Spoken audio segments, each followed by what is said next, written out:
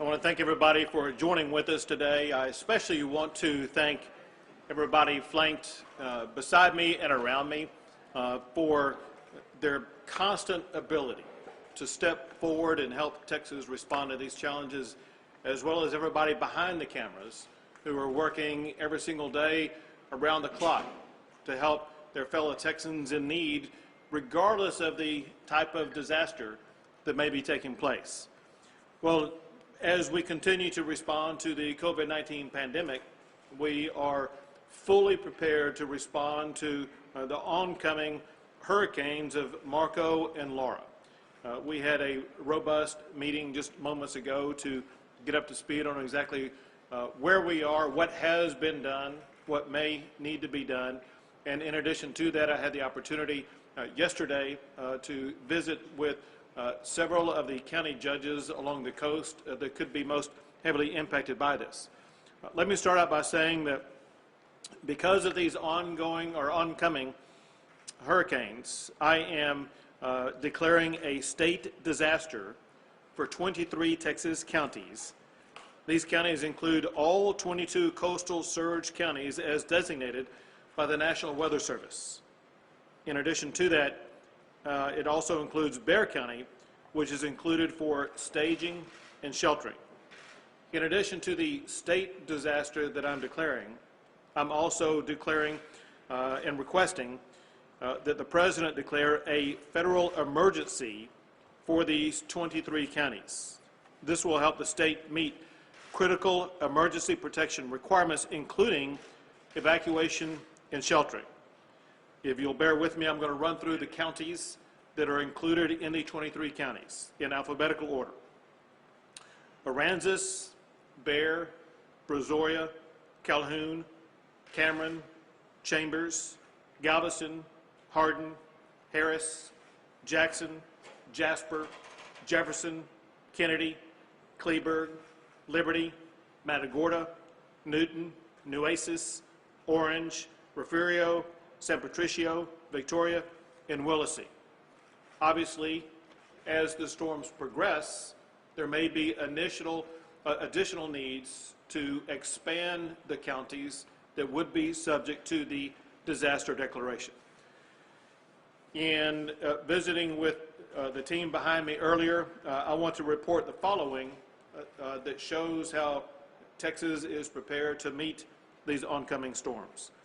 For the Texas Military Division, which includes the National Guard, they are rostering 860 personnel, helicopters, C-130s, high-profile vehicles, sheltering teams, disinfection teams, as well as mobile testing squads, remembering this key point. And that is, as we are working to perhaps relocate temporarily some people that need to go to shelters, we must be very mindful of the ongoing need to protect against the spread of COVID-19. The Texas Military Division has done a great job all along that they will continue to do during the course of these oncoming storms to make sure that they are capable of providing testing for COVID-19 as well as disinfection as needed, as well as assisting the process of making sure that people will be able to shelter in ways that include distancing practices so as to mitigate the spread of COVID-19. In addition to that, I want to run through some of the action that either has been taken or will be taken.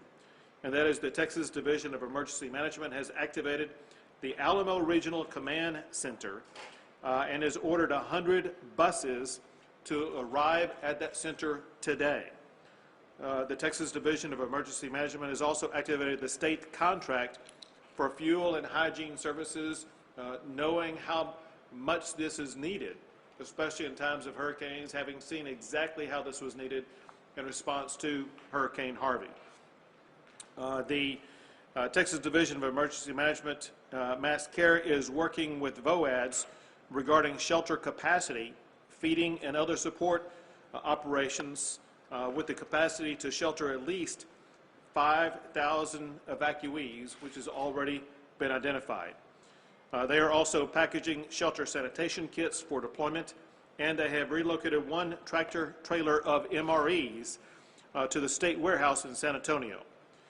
TEACS has rostered 35 personnel, search and rescue team, pre-positioning 8 swift water boat squads along the Texas coast, and 3 high-profile vehicles.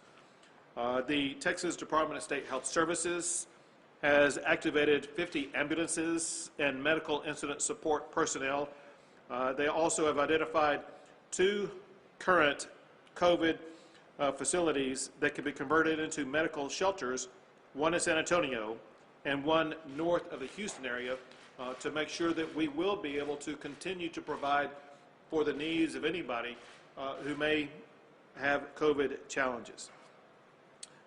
The Texas Department of Transportation has identified high-profile vehicles to support evacuation as well as response, and they have 7 miles of water barriers as well as contractors on call in the event that flooding occurs, especially on Interstate 10 near Winnie.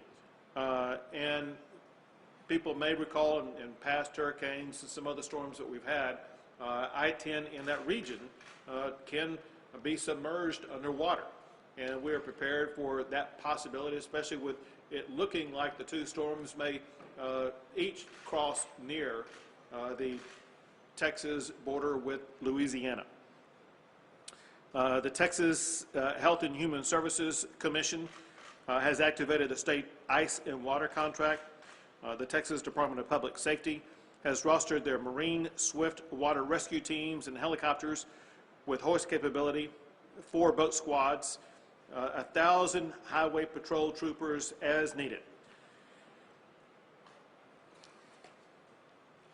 The Texas Commission on Environmental Quality is fully engaged and prepared to respond as needed, especially respond to any hazardous materials that may arise, whether it be air quality or water quality. They are working with the EPA on air monitoring, and they are in contact with refineries in the area to make sure that any action that is needed will be able to be taken and taken very swiftly. The Texas Parks and Wildlife Division has assigned 65 game wardens to respond. Also, they are providing helicopters, personnel with water rescue, as well as drones and canines.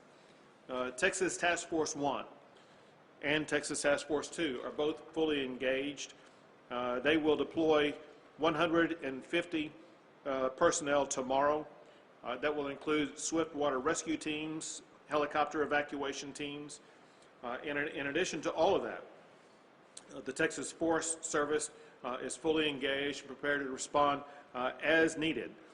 And then lastly, I will say that I had the opportunity before this to speak to both the regional director for FEMA as well as the head of FEMA in Washington, D.C., Pete Gaynor, both of whom have committed to work collaboratively with Texas to make sure that we have everything that we need to respond to these ongoing or oncoming hurricanes.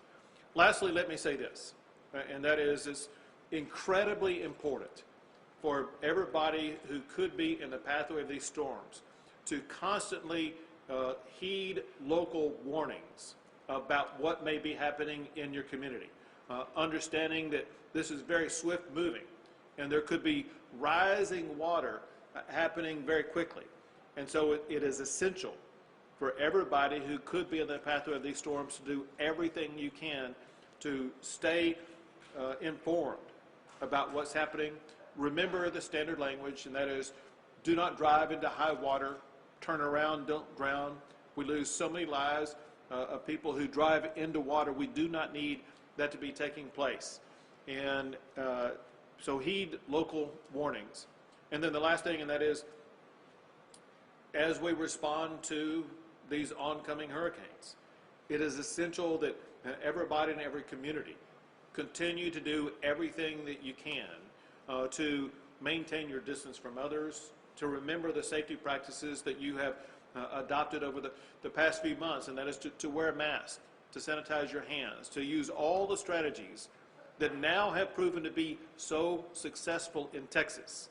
What we've seen over the past few weeks is a ongoing decline in the number of people testing positive for COVID-19, an ongoing decline in hospitalizations, and an ongoing improvement in the COVID-19 numbers.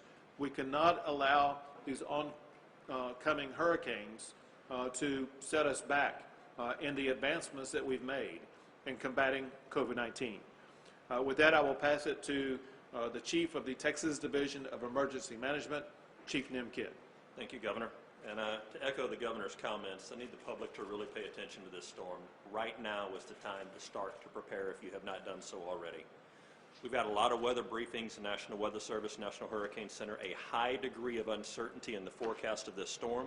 However, models do show over 15 inches of rain and potentially up to a Category 3, which would be a major disaster for us. So please, local partners, take the time to prepare now. Very appreciative of our local county judges and mayors that are totally engaged in supporting us, especially the men and women that are standing behind us, and their people that are out in the field, and all the folks that have been working in this room around the clock for a very long time now, Governor. Our team is ready. We will work on this together. Thank you, Chief. And to follow up on that, last comment, then we'll take some questions, and that is, for people who haven't heard, we are prepared, especially for Laura, to turn into a potential Category 3 hurricane by the time that it makes landfall. And there are some projections that push that onto the Texas coastline. And so this is the time when everyone needs to begin preparing for these oncoming hurricanes and make sure that you take action to save your lives. Remember, your life is far more valuable than your property. Your property can be replaced, your life cannot. Make sure you do everything you can to save your life and the lives of others. We'll take a few questions.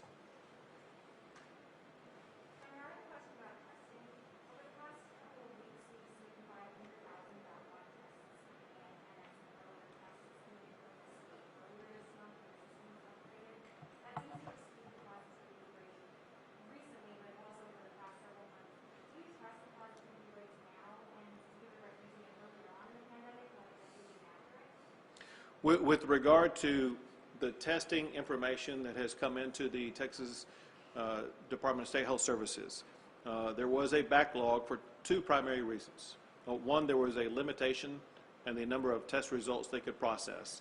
That limitation has now been fixed, and there is no more backlog because of the limitation in being able to import into the system the number of test results.